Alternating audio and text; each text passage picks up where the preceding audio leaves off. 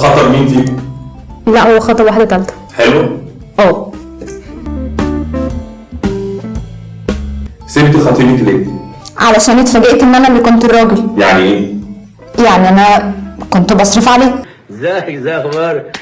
عامل ايه؟ مالك مخستع كده مش تكتب. طب وتحبي تقولي له ايه؟ داين تو داين، وكل اللي بتعمله هيتردلك. خطيبتك بتقول انها كانت بتصرف عليك. حصل. انا راجل لعين يا اخي، انت مالك ومالي؟ عملت ده ازاي؟ هقول لك، الموضوع بدأ معايا من الخطوبة الثالثة. أول خطوبتين كنت بصرف، في مرة واحنا قاعدين في كافيه عزمت عليا وهي اللي دفعت. قلت ممكن ده يحصل، ممكن البنات هي اللي تصرف علينا. من ساعتها الحمد لله بدأت بقى إيه أبدل الخطوة دي، هم اللي بدأوا يصرفوا عليا.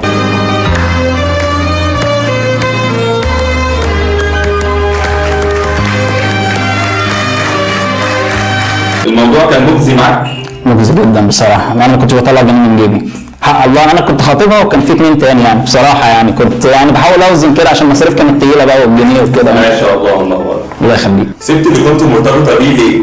عشان كان مرتبط بواحدة تانية معايا. ليه انا يا بسيوني؟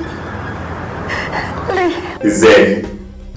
هو مش مهم ازاي، هو المهم امتى. انت بتقول ايه؟ يعني ايه؟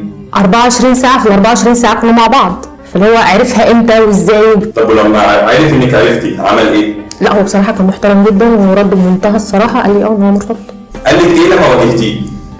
قال لي ان احنا بنكمل بعض. انت وهو؟ لا انا وهي. هي شخصية وانا شخصية، فاحنا الاتنين عملنا البنت اللي في خياله. طب هو خطر مين فيكم؟ لا هو خطب واحدة تالتة. حلو؟ اه. وفرحان قوي. عرفت منين؟ هو وريهاني. وانت اديتي له رايك؟ ايوه قلت له ان هي جميلة. ممكن تجيبي لي رقم تليفونه معلش؟ حاضر والله لسه عندي. البنت اللي انت كنت مرتبط بيها بتقول انك كنت مرتبط بواحده ثانيه في نفس الوقت. ما هي دي البنت اللي كانت من ضمن ال3 الاولانيين اللي ما بينهم مشاكل.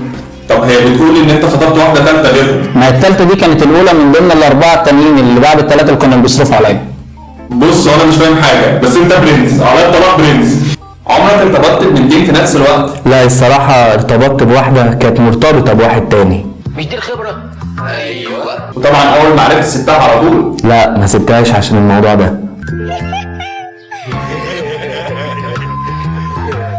سبتها عشان حاجه تانية، كانت كلبة فلوس، تاخد مني فلوس كتير قوي. وانت عارف انا شاكك انها كانت بتدي الفلوس دي للولد التاني. ايوه دي البنت ال5.